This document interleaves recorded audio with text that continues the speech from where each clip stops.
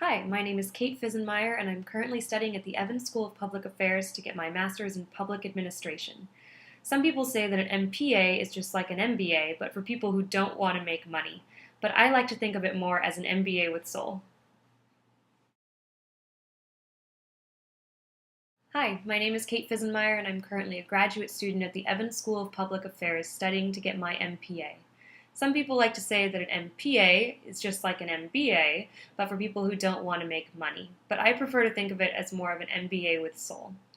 I love to travel and want to make the world a better place for women and girls in developing countries. I currently work at the UW Medical Center and just found out that I'll be in Ethiopia this summer, working with local communities to promote HIV testing and also working with local clinics to make sure that pregnant women with HIV get the prenatal care that they need. I found this whole experience mildly horrifying and very informative for several reasons. The first is that it's really hard to condense yourself into just 15 seconds or 30 seconds. There's so much you want to say about yourself, there's so many facets of who you are, but really condensing it into what is the most important thing that you want someone to remember about you. Not that they have to get to know every piece of you, but that you really want them to know just this one specific thing that they'll remember.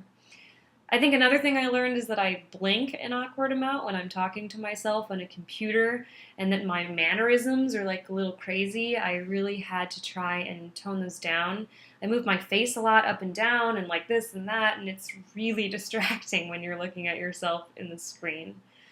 I also learned that when you're practicing speech writing, I learned that for me, writing it down isn't really that helpful unless it's like a formal speech. But for informal speech, I found that really when I went to write things down, that for me, it wasn't natural, and when I went to speak it, it felt phony, it felt forced.